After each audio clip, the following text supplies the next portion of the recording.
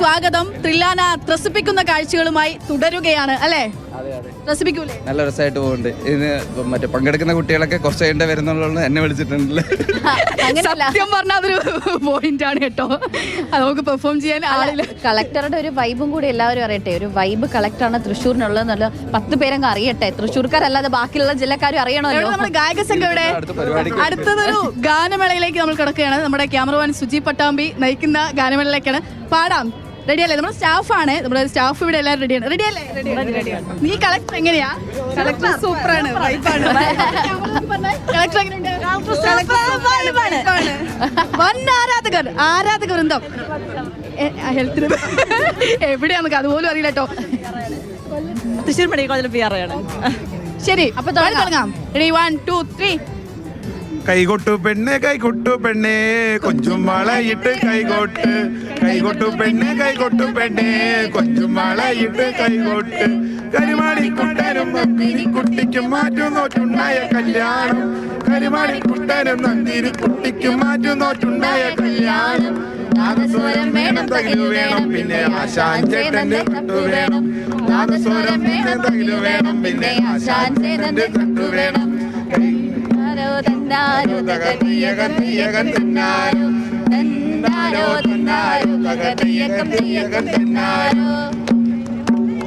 പെണ്ണേ കൊഞ്ചും വളയിട്ട് കൈകൊട്ടു പെണ്ണേ കൊഞ്ചും വളയിട്ട് കൈകൊട്ട്. അവസാനിപ്പിക്കാൻ ഒരു കൊട്ടി കൊട്ടുന്നല്ലേ.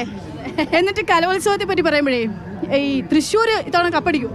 തൃശ്ശൂർ കപ്പടിക്കണം എന്നാണ് നമ്മളെല്ലാവരുടെ ആഗ്രഹം. കപ്പടിക്കും എന്തായാലും. ഇപ്പോൾ കുറച്ച് പിന്നിലാണ്. പിന്നിലല്ല, 3ാം സ്ഥാനത്ത് തന്നെയാണ്. നമ്മളെ കുട്ടികൾ നല്ലോണം പ്രയത്നിക്കുന്നുണ്ട്. ഇനിയും ഇന്നത്തെ ദിവസം ഒരുപാട് ഈവൻറ്റ്സ് ഉണ്ട്. അപ്പോൾ അതിൽ നമുക്ക് അഡ്വാൻറ്റേജ് ഉള്ള അവധി കൊടുക്കാനുള്ളത്.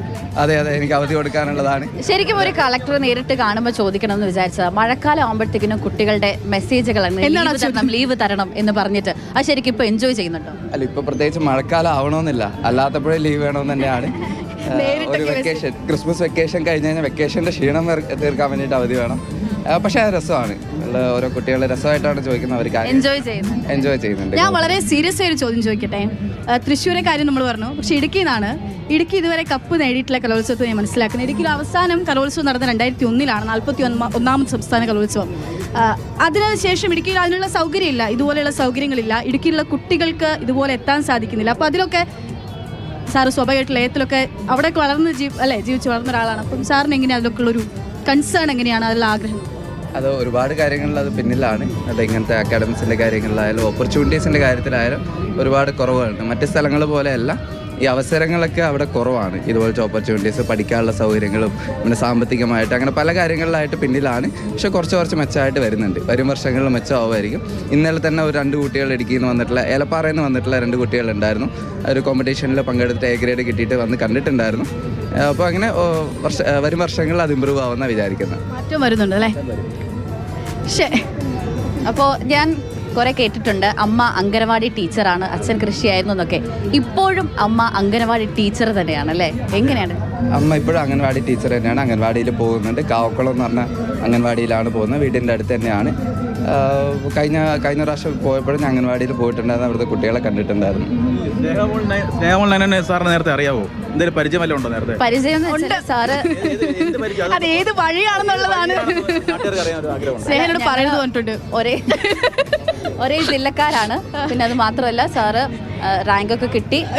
ഞാൻ പഠിച്ച കോളേജിൽ ഗസ്റ്റ് ആയിട്ട് വന്നപ്പം ആ പ്രസംഗമൊക്കെ ഞാൻ കൗതുകത്തോടെ കേട്ടിരുന്ന ഇന്റർവ്യൂ ചെയ്യാം. കാലം പോയ പോക്കല്ലേ? ഒരു കണക്ഷനും ഇല്ല. ഒരു കണക്ഷൻ ഇല്ല. ഞാൻ അതോട് പറയില്ല. ചെറിയൊരു കണക്ഷൻ ഉണ്ട്. റിവീൽ ചെയ്യാൻ പറ്റാത്തതാണ് പ്രിയപ്പെട്ട പ്രേക്ഷകർ അല്ലേ? തുറന്നു പറയാൻ പറ്റാത്ത ചില കണക്ഷനൊക്കെയാണ്. പിന്നെ ഇനി കുറേ പേര്, അതായത് ഗൂഗിളിൽ അടിച്ചാൽ, യൂട്യൂബ് തുറന്നാൽ, ഫേസ്ബുക്ക് തുറന്നാൽ എല്ലായിടത്തും നിറഞ്ഞു നിൽക്കുന്ന കളക്ടർക്ക് എന്താണ് കുട്ടികളോട് പറയാനുള്ളത്? എങ്ങനെ IAS ആകാൻ ആഗ്രഹിക്കുന്നവരിൽ വേറെ സ്വപ്നമുള്ളവരോടൊക്കെ വളരെ സാധാരണ ജീവിതത്തിൽ നിന്ന് വളർന്നു വന്നൊരു മനുഷ്യൻ എന്താ പറയുക? IAS എന്ന് മാത്രമല്ല, നമ്മൾ എല്ലാവർക്കും നമ്മുടെ ആ കഴിവ് മനസ്സിലാക്കിക്കൊണ്ട് എവിടെയാണോ പോകാൻ ഉദ്ദേശിക്കുന്നത് അതിനായിട്ട് പ്രയത്നിച്ച് കഴിഞ്ഞാൽ എന്തായാലും പോകാൻ പറ്റും. ഒരുപാട് ഡ്രീംസ് ചെയ്യുക, അത് മോട്ടിവേറ്റ് ചെയ്യുക. പല സമയത്ത് തടസ്സങ്ങൾ ഒരുപാട് വരും. പക്ഷേ ആ തടസ്സങ്ങൾ നിങ്ങളെ നിർത്താൻ പാടില്ല എന്നുള്ളതാണ് പറയാമെന്ന്. എനിക്കൊക്കെ പറ്റുമെങ്കിൽ നമുക്ക് എല്ലാവർക്കും പറ്റും. അത് IAS മാത്രമല്ല, ഓരോ ഫീൽഡിലേക്ക് ഏതാണോ ഫീൽഡ് നോക്കിയിട്ട് അത് എല്ലാവർക്കും പോകാമെന്നുള്ളതാണ് പറയാനുള്ളത്. പിന്നെ പങ്കെടുക്കുന്ന എല്ലാ കുട്ടികൾക്കും ആശംസകൾ അറിയിക്കുകയാണ്. ഇതൊരു നല്ലൊരു വേദിയാണ്. സംസ്ഥാന തലത്തിൽ എത്താന്ന് പറഞ്ഞാൽ തന്നെ വലിയൊരു കാര്യമാണ്.